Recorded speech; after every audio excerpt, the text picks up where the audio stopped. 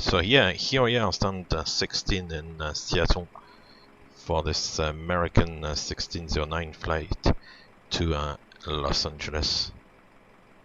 So real time, it's a beautiful day in Seattle this morning.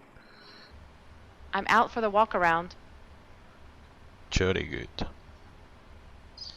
Right, so up there on the overhead panel, the idea is set arm the emergency lights as well.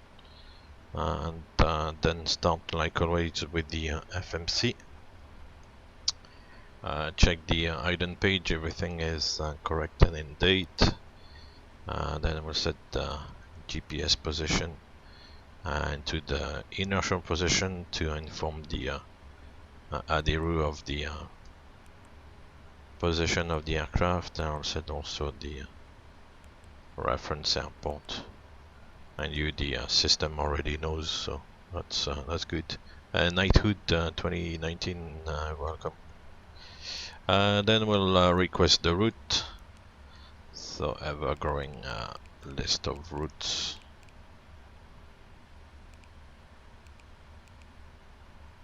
And it's route number 1. So we'll request that.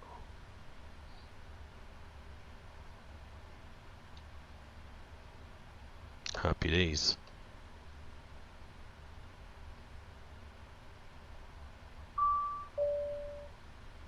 So the uplink is ready, and we'll load the uplink, clear the message.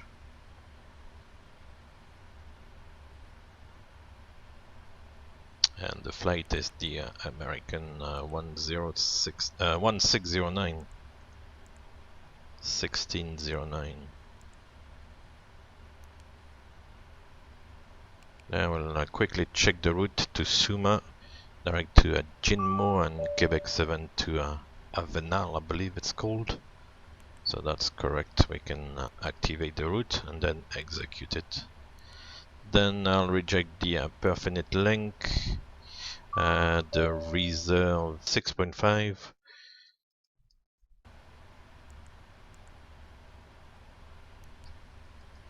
Cruise altitude 350. Cost index 120. Seems to be working well as well, 120 with PFPX, so that's quite good. Thrust limit we don't touch. And then here for the takeoff rate of page 2, we'll go to 3000 for the acceleration. 1000 is good enough there. Then for the departure, I'll pick up the weather again, see if there's any changes to when I did the flight plan. So we're still calm at 1653, which was about 40 minutes ago. So I guess we can go runway 34 right. It will be yeah. Depends. You go 34 right, you go in the wrong direction initially, but it's a shorter taxi, or it's a longer taxi, but then you take off in the correct direction. Yeah. The wind is actually supposed to become kind of southwesterly, southerly later on, so maybe 16 left. Let's go for 16 left. So 16 left, and then the Suma 2. And there's no transition because I believe, I'll have to check, but I don't think we go to a Lakeview. I think this is, I don't think we go there. So I execute that. Then we'll check on the route page. First of all, I'll close the weather. So for the departure, we've got 16 left and Suma 2, and no transition. So we'll activate. So we go to Nevjo and then to Suma.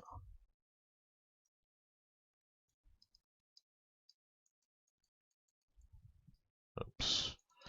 Let me unlock the aircraft. And then direct. Yep, that looks correct. Since then, after Suma, we go direct to Jinmo. Yeah. Okay, so that's good. Everything is in here. Excellent. I'll double check quickly on the The flight is about 2 hours, just under 2 hours today.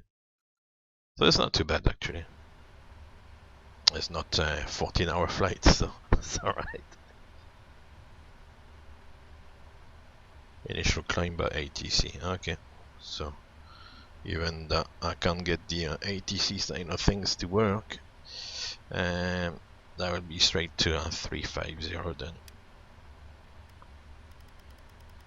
So 350 is set, and the runway track is gonna be 163.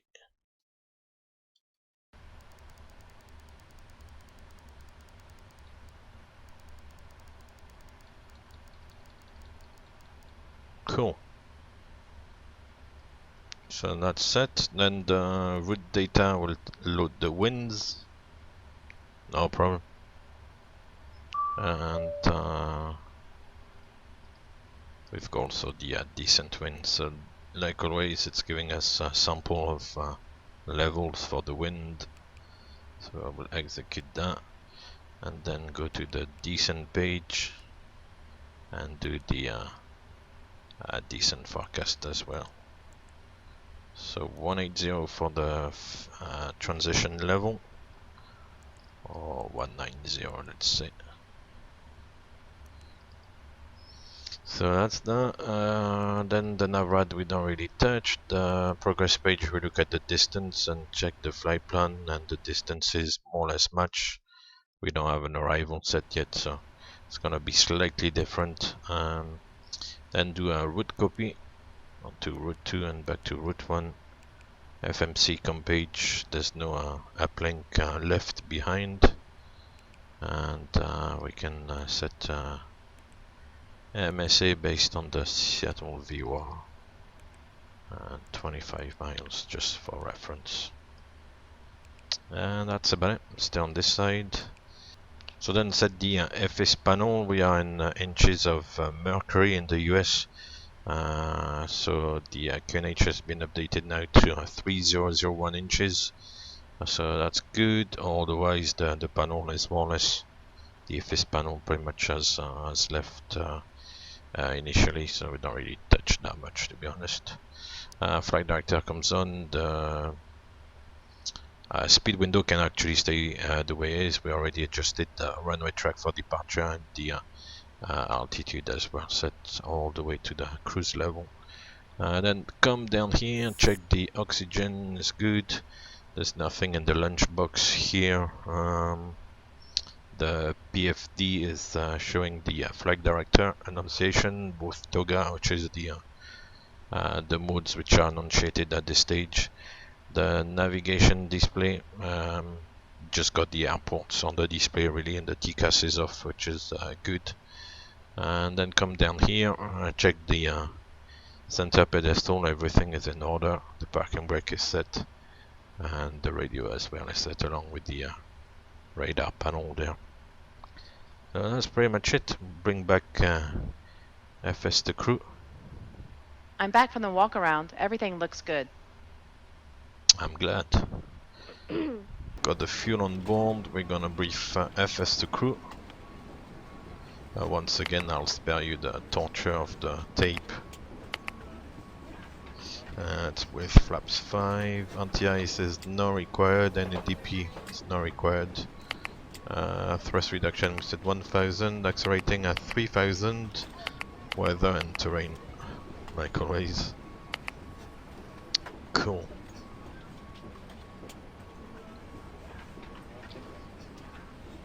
Pre-flight checklist. Pre-flight checklist. Oxygen. Tested 100%. Tested 100%. Flight instruments. Set and checked.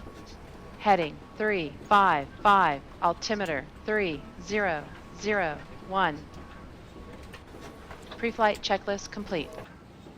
We've got a zero fuel rate of 228.1.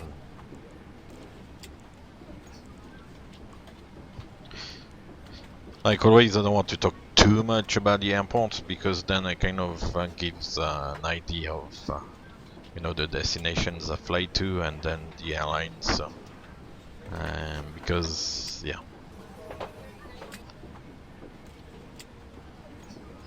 So 250.6 for takeoff weight, that's pretty much correct. We've got 250.1.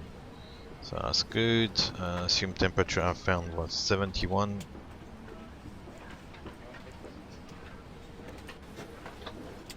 And 3000 and 1000 is good. Flaps we said will be 5. The CG is forward. And the speeds are 159. 162. Oh, so it's not too bad. It's not too far off. And V2 164. That's a little bit different, but not too bad. It's within a couple of knots. And the VR30 is 149 at max takeoff weight. 350, 250 below 10,000 feet, and it's recommending 270, but then step at 37. 37 is already the max, so 350 is probably going to be good. So we got V2 of 164.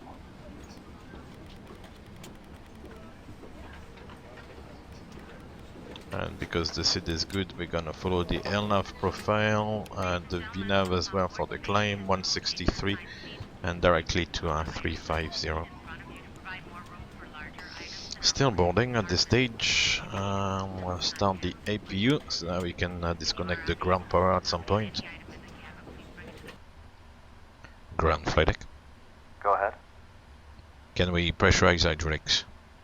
Roger, you're cleared to pressurize the hydraulics.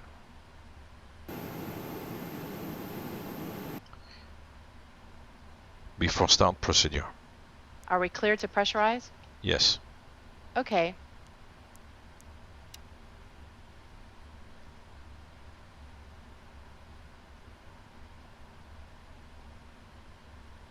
No problem.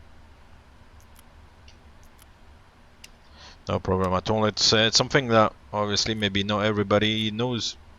Maybe the public thinks, you know, the captain is the big man, and the first officer is kind of there to just touch a few buttons and maybe speak on the radio. But I am ready for the checklist. that's not really the case, you know. Everybody is qualifying to fly the aircraft. Let me check the trim. The trim is 6.75.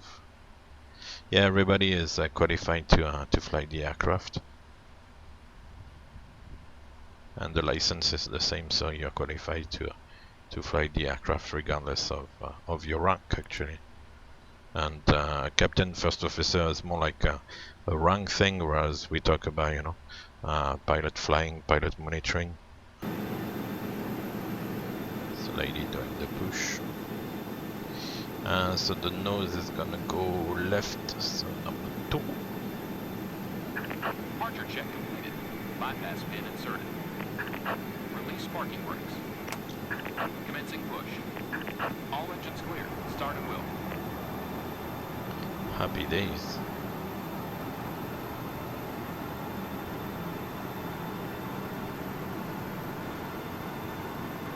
That's quite nice, actually.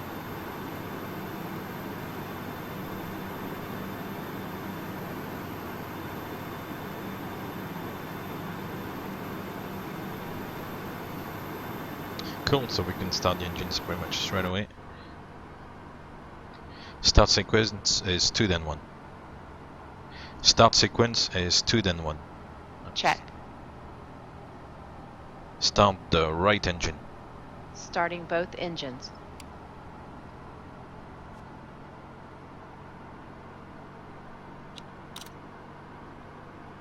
Oil pressure.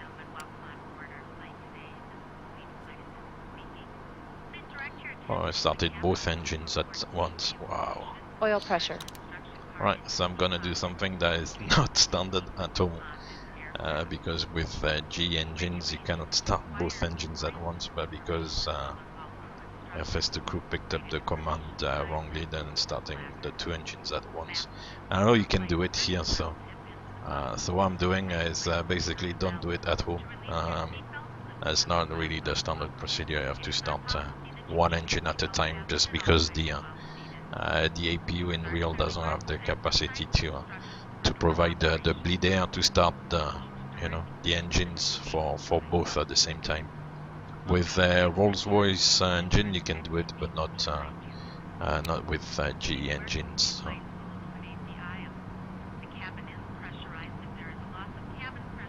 Flaps 5. Flaps 5.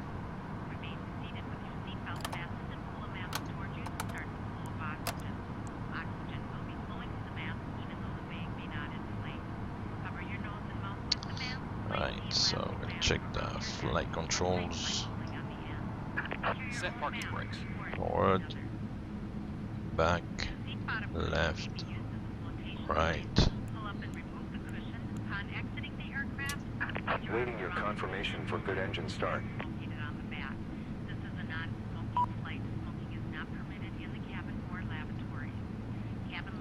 I've confirmed. Oh, good. Cool.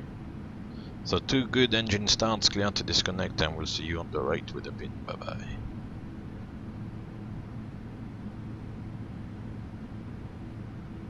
So yeah, more or less either during the push or once the push is complete, but the both engines have started, and we had what looks like a good start here with no wrong indications. Then we can start the after start flow. So the flaps can the trigger for FS to crew here is for the flap, so that the first officer does the rest of the flow. But otherwise, in real, the flow would start with the APU. The APU will come off since the engines are online. Check the anti-ice, put it on if required, and then yeah, dismiss the ground engineer. Check the flaps, do the flight control check, and then do the checklist. Left is clear. Right is clear. I think the guy is gonna come out here. Might wave with the pin, yeah. Yeah, he waves there. Cool, that's it. And then we can check the rudders. Have a good trip, he says. See the pedals. Full right, center, it's all checked.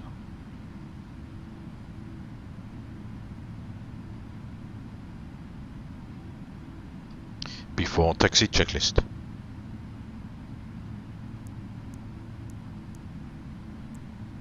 Before taxi checklist. Anti-ice. Auto. Recall. Checked. Flight controls. Checked. Ground equipment. Clear. Before taxi checklist complete.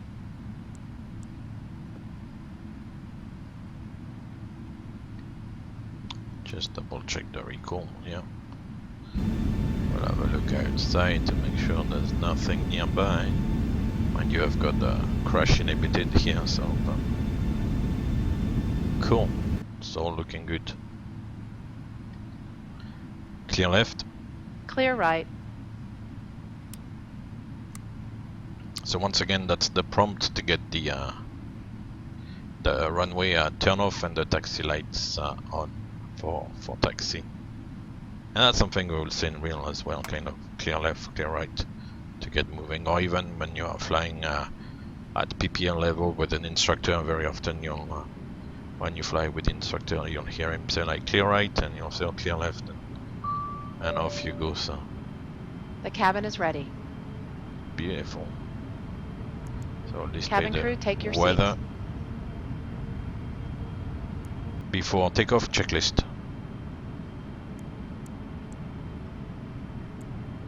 Before takeoff checklist.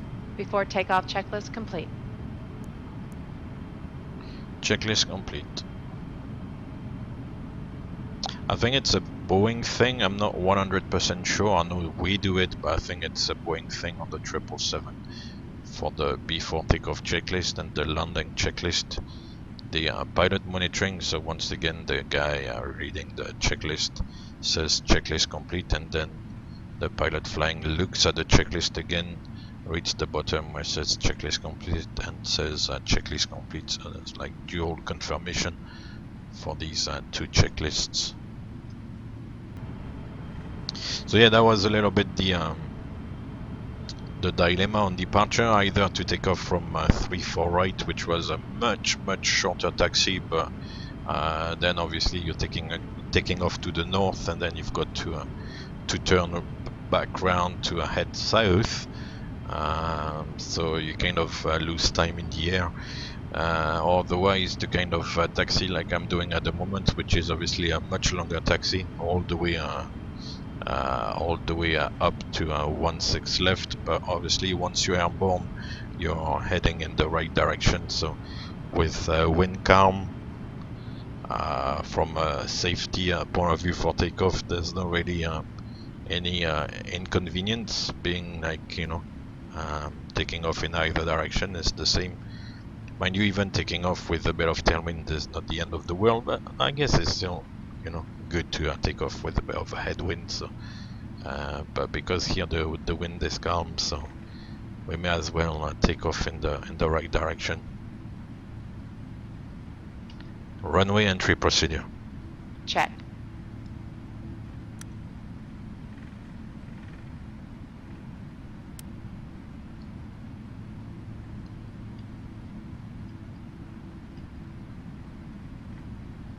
Right, I'll speak a bit less now for the takeoff.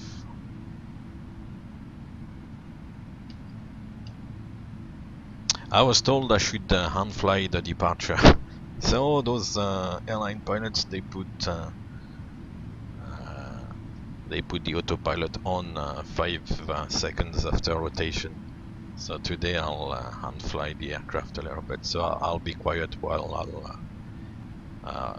I hand fly the aircraft for departure.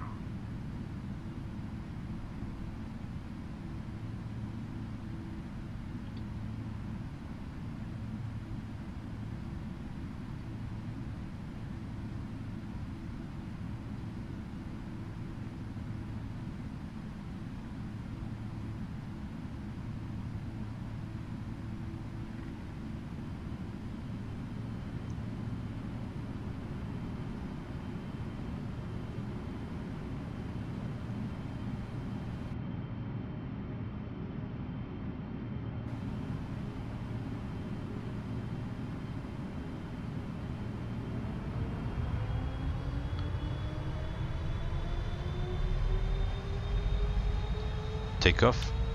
Check. Thrust ref. Check. Off we go. Thrust set. So directed takeoff, 85% N1. It's quite a long runway. We are relatively light. 80 knots. Hold. Check. The acceleration is looking good, so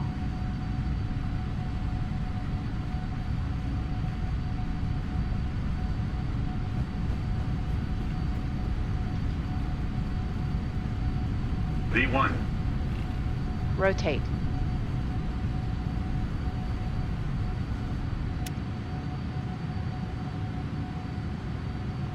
Positive climb. gear up. Gear up.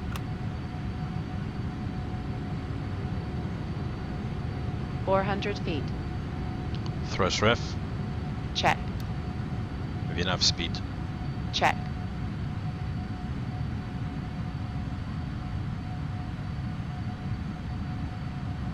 Climb. Seattle area. It's a beautiful area when the weather is nice. It's amazing.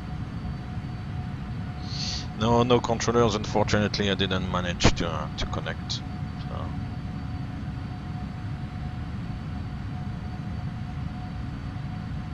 Right, so at 3,000 feet AGL, so around 3,400 something on the altimeter. The flight director is gonna command a shallower climb, so now we can accelerate and retract the flaps. Here we are, it's commanding at 240 knots.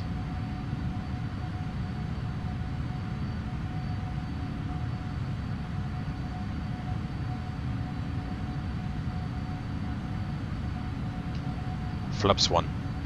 Speed check. Flaps 1.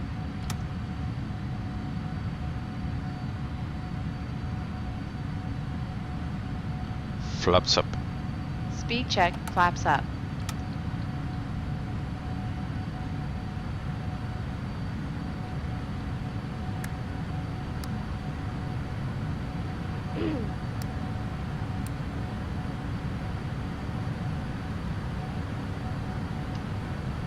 after takeoff checklist.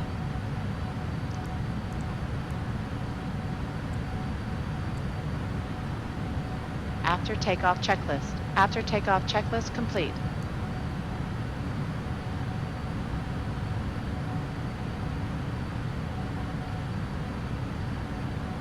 So you can see as well on the PFD I've got the FBW where the speed cursor is at the moment. That's the fly-by-wire trim indication, which we don't have on the aircraft, obviously. It's a simulator thing, but when you fly manually, here it's good to have it, because otherwise you don't, with the joystick, unless you have some sort of feedback system, force feedback on the joystick, otherwise you don't feel where the trim is, whereas on the aircraft you would feel that the forces are being trimmed on the aircraft, and therefore you feel that there's no more force once you are in trim. But here in the simulation you don't really feel it, so I like to have the FBW indication on the PFD to show me where the trim is. Auto brake disarm.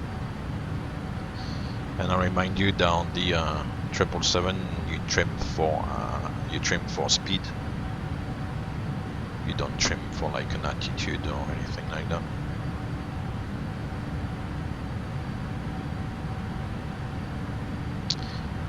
That's it, that will do. Can fly the aircraft, it's not that difficult. You can see Mount Rainier there in Seattle.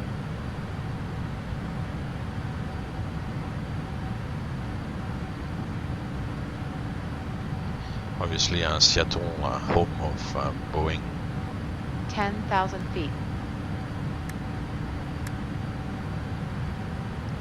So at 10,000 feet we can accelerate to 320 knots, which is the climb speed. And yeah, all the lights come off except the strobe lights. And we can release the passenger as well. Passengers. Seatbelt sign auto. Seatbelt signs auto. So that's the one of the advantages of FS2 Cruise, that, you know, for the lights, for example, for the seatbelt I had to give the instruction, but for the lights, for example, at 10,000 feet, you know, the lights were switched off as per the procedure, and I don't have to do anything, so it's kind of giving me a little bit more capacity to do everything else. Well, the trimming, as I said, is trimming for speed, so the fly-by-wire system on the 777 will basically be trimming for speed. For like a classic aircraft, you trim for the attitude, and it's power attitude trim. So you would set the power the way you want, the attitude, and then trim so that the forces on the control column is basically gone. But on the 777, no, you trim for speed. I think it might be the same as well for Airbus. Yeah, with Airbus it's probably because it's fly-by-wire. I guess it's all possibly the same. I even heard that thing on Airbus, it kind of trims automatically. The system knows even when you aren't flying, it trims automatically, whereas the 777, when you fly manually, doesn't trim automatically. You need to keep the trim going, but you trim for speed. So if you're flying, like say 250 knots, you're in trim, then the aircraft should stay the way it is. The nose shouldn't come down or go up or whatever, and the speed, once the thrust is set at a certain level, then everything should remain the same, which is good. And then if you want to, for example, to accelerate, then you can keep the same power if you want, and you would lower the nose and then trim for the speed once again, let's say to 280 knots, and then once you're in trim again, then the aircraft you would feel on the control column there's no more forces again, so it works quite well. Yeah, exactly. On this, that's what you want to do. As I said, on the aircraft you don't have the FBW indication, but in the simulator, yeah, when you fly manually, you want to match the FBW with the speed indication, the speed that. Oops, sorry. You want to match the FBW with the triangle there, the magenta triangle. So basically match the speed here.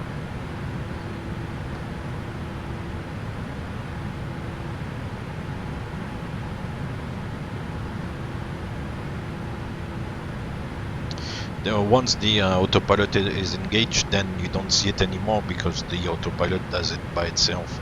And in a sense, you don't really need to know where it is because you know by design of the system that the trim will be set properly by the autopilot. The autopilot is not gonna fly out of trim. Otherwise, I mean, it's at the end of the day, it's a computer, so it's kind of doing things the way they should be done. So yeah, the autopilot would set the trim correctly because the autopilot actually cannot be engaged. For example, if the flight controls are not in trim, so for example, on an engine failure, if you try like to engage the autopilot, but for example, you've not put any, you've not used any rudder to kind of counteract the yaw of the engine failure, then the autopilot will have a hard time to engage. So yeah, the autopilot likes things to be working the way they should.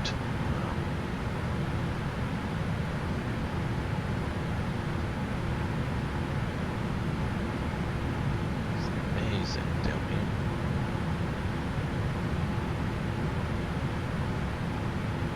So yeah, when the autopilot is engaged, you don't need to see the FBW.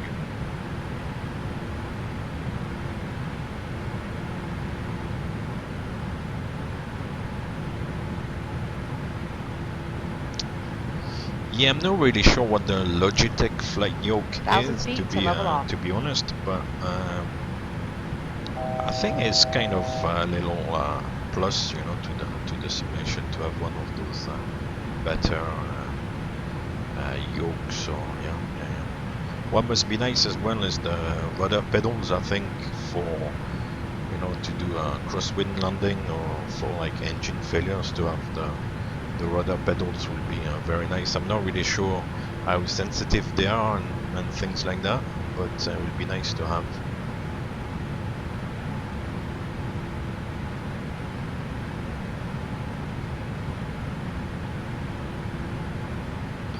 Oh, they recommend the RTX 2080 Ti. Wow.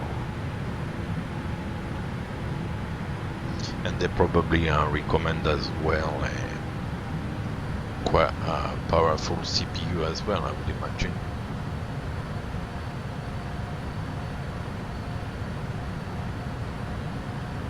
Yeah, with the 16, the GTS, the GPU GTX 1660 Ti I've got now, I can feel a little difference compared to the GTX 960 I think I used to have. But when the simulation needs to draw the scenery and stuff, when there's a lot of details, a lot of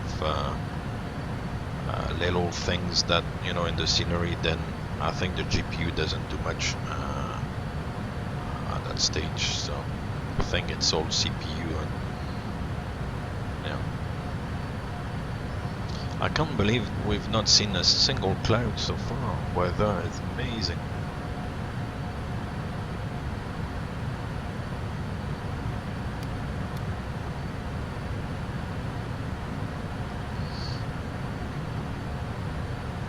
Right, Portland is just down here. Here's one cloud. Well, and a few other little ones. So that's Portland, Oregon. The airport, I'm not really sure where the airport will be here, to be honest. Amazing. So very clear weather.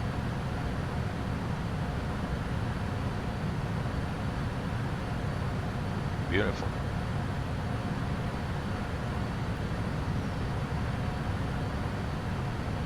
Right, so the cruise page now shows step to flight level 370. The max is 371. I'm quite happy, to be honest, to stay at 350. So in the step prompt here, I'll set 0, and I'll remove the RVSM, which kind of suggests climb following the RVSM levels, and it now takes away the step suggestion here. We can see it doesn't really change much the ETA and the fuel there, so it's all good.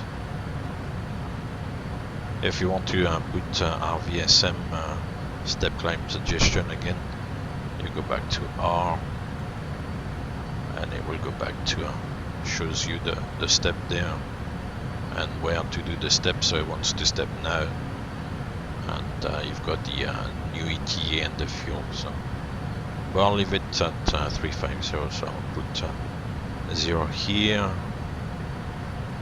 and the ETA now is 0375. So we'll fly a little bit faster, but burn 100 kilos of fuel, so extra. It's not bad.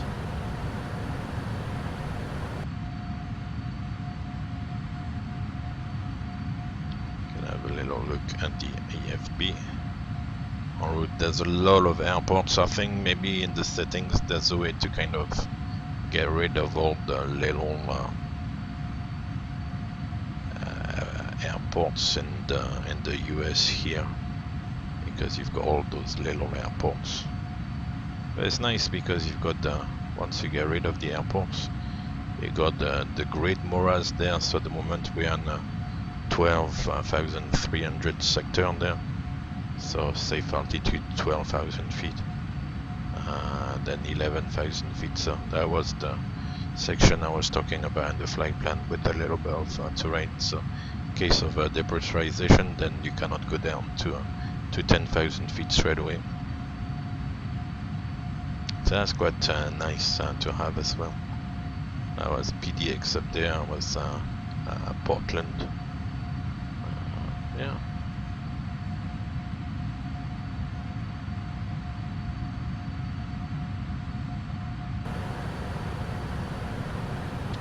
No, unfortunately, I've not kept my single engine piston rating current. When I started professionally, I did keep it going for a while, but now since I moved company, and where I am for now for VFR flying is not ideal. There's a little bit more like restrictions and stuff. So and then when I go back home for holiday or something, I don't really want to stress and put myself under, like, you know, the obligation to go and renew a rating. And I think you need to do 12 hours, not necessarily within 2 years. You can fly during the first of the 2 years, but it doesn't really count. So basically you need to do 12 hours during the second year. You need to fly with an instructor as well. It's a little bit of money, it's a little bit of time that I don't have, and then yeah. So yeah, I'll let it lapse. It's a shame because that's real flying, you know. If you fly a Cessna 152, a Cessna 172, or like PA-28, you know, Cherokee or something, that's real flying. But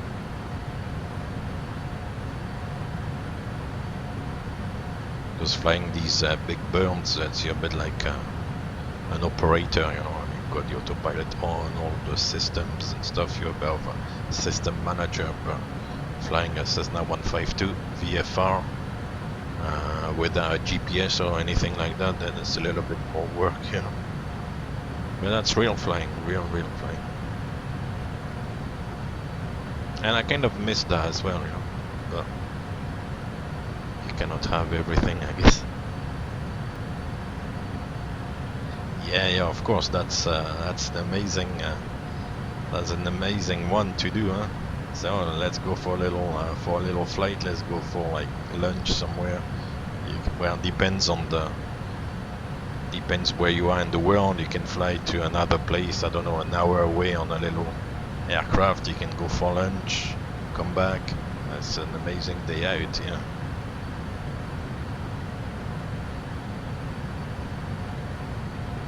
Yeah.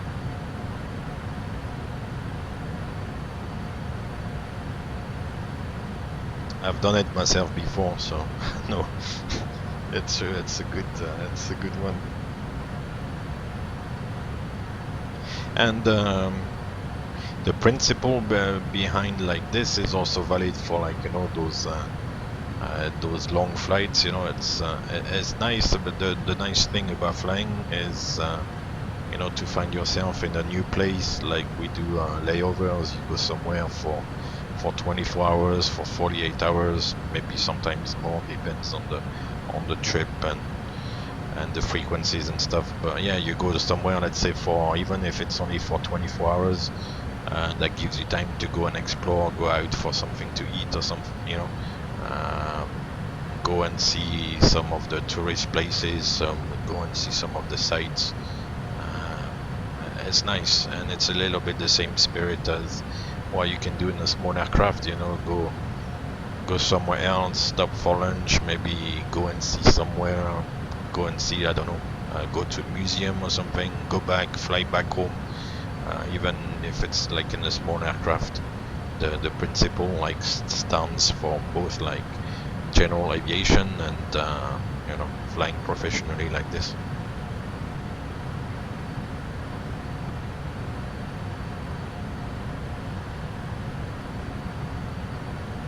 So that's the nice thing, and that's the thing I like about flying, is to find myself in new places like that, and kind of, you know, have the opportunity to explore new places. And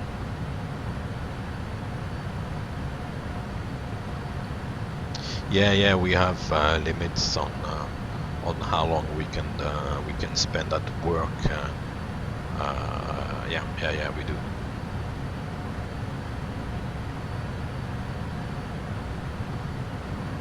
It depends on the nature of the flight. If it's kind of medium to kind of, yeah, if it's a medium haul flight, let's say like a 6-7 hour flight, anyway we can't do a return flight the same day, because if you fly only 2 guys, then it's a little bit restricted. But if you fly on one of those long haul or ultra long haul flights where you'll be going for like 14 hours or something, then obviously you've got like 4 pilots, and then they factor in, you know, the possibility to have like problems en route, maybe a diversion for like a medical situation or something, and then continue. So they would allow you to fly for quite some time, around I don't want to give like too much information, but around maybe the 22 hour, 24 hour mark. But because there's like 4 pilots, and then if one of the crew gets tired, then the other can kind of take over, and then you can kind of help each other like that. But when you're 4 pilots, you can get going for quite some time actually, but because there's like 4 pilots. But if it's only 2 pilots for like a shorter flight, then usually it's quite restrictive. Usually around, depending what time of the start, what time of the day you started as well, because it does impact on the flight duty limits. But you'll be looking at maybe 10-11 hours maximum. So.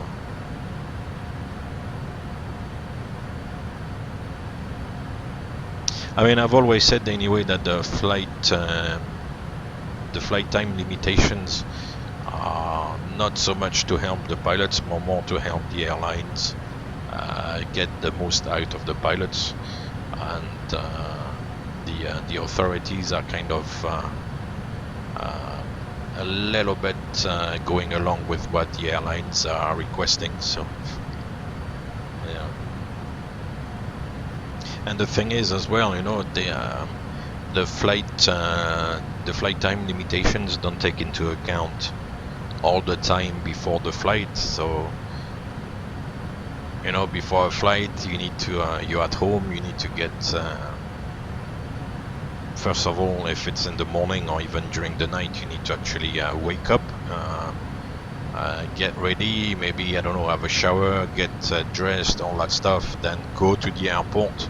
All that time doesn't count for the limitations, but that would until the duty actually starts officially, that will be at least an hour and a half, 2 hours maybe, that you're already awake, and that's not taken into account. So once the duty is quite long and it takes you quite far into the day, then it all adds up.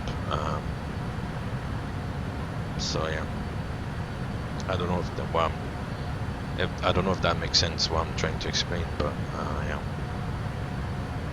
because the duty only starts about an hour before the flight. An hour before the flight, we are already on the plane starting the, you know, all the pre-flight stuff. So anything that happens before doesn't really count, you know. Yeah, because it says, you know, if you've got like a very early morning flight where the departure is like 2 or 3 o'clock in the morning, I mean, you need to wake up, maybe try to sleep a little bit in the evening, and then you wake up, I don't know, at 11, half 11, have a shower, get ready, you know. That takes at least like half an hour, 45 minutes, then go to the airport. The airport from where I am is not that far. It takes, I don't know, maybe 25 minutes, half an hour. Check in, you know, go through immigration, security, all that stuff.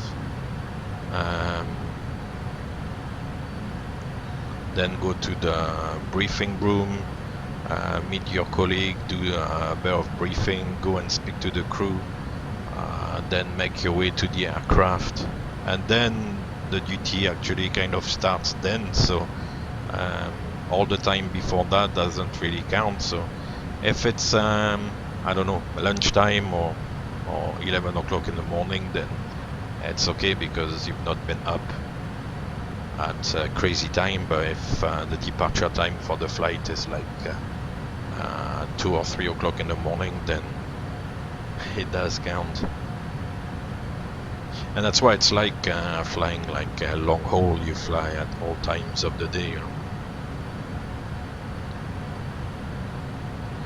When you fly like domestic short sectors, you know, 2-4 sectors a day, domestic flights, you fly like during the day, but when you fly long haul, you fly at all times of the day. So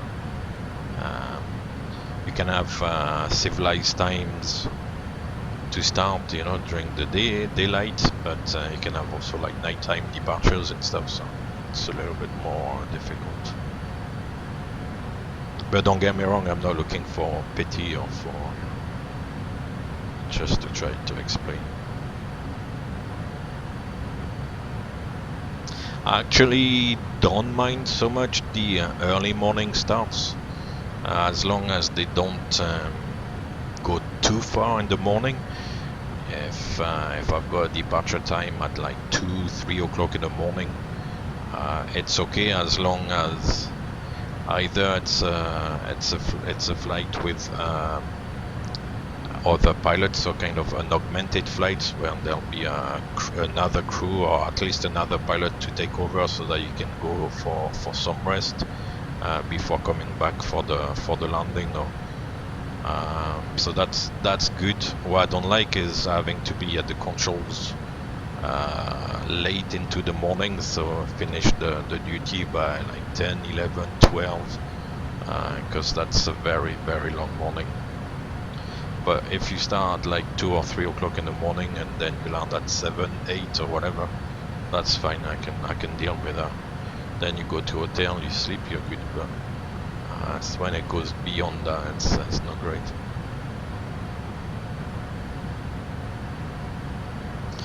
Yeah, no, you get a little bit used to it. I mean, we're kind of you know, functioning in zombie mode a little bit, but no, you get used to it somehow.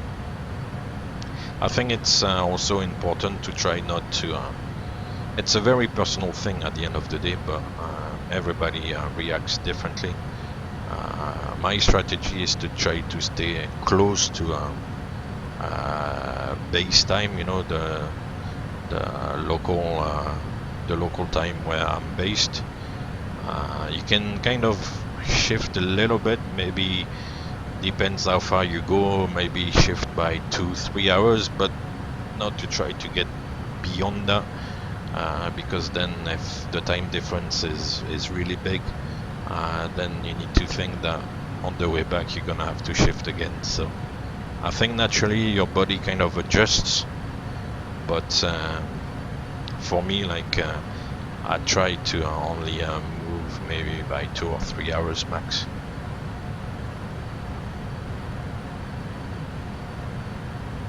And I'm also better going west than going east. Going east I'm not a big fan of, I have to say.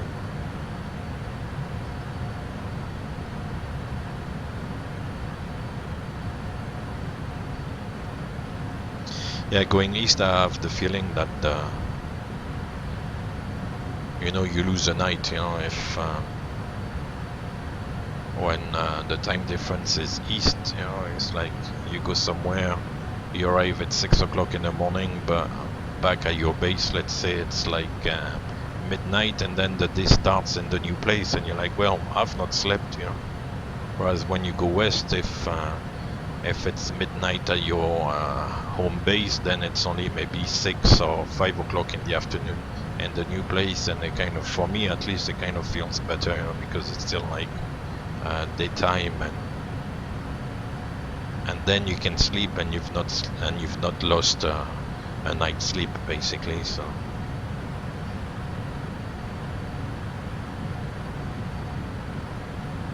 but everybody is different. I've met quite a few colleagues who say they prefer to go east. So yeah, going east is a funny thing, but as I said, everybody's different. But I know I don't particularly like it. If it's only like 1, 2, 3 hours, it's alright. But it's when it goes beyond that, when you lose maybe a quarter of a day or even more. As I said, you get to a place, you kind of flew partly through the night. The night is then short because you're kind of moving forward in time, so the night is very short.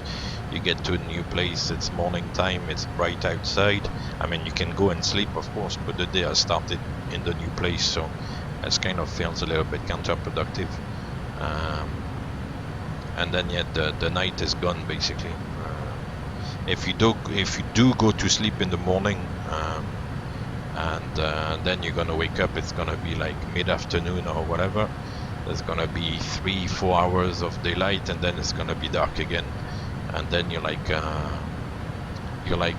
Dracula, you're like a vampire, you know, you're up at night, you know, until like 4 or 5 o'clock in the morning, and then the pattern like repeats itself. So it's a bit strange.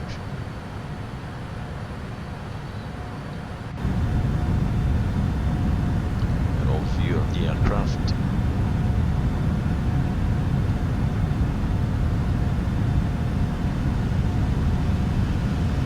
It's a really fancy tail.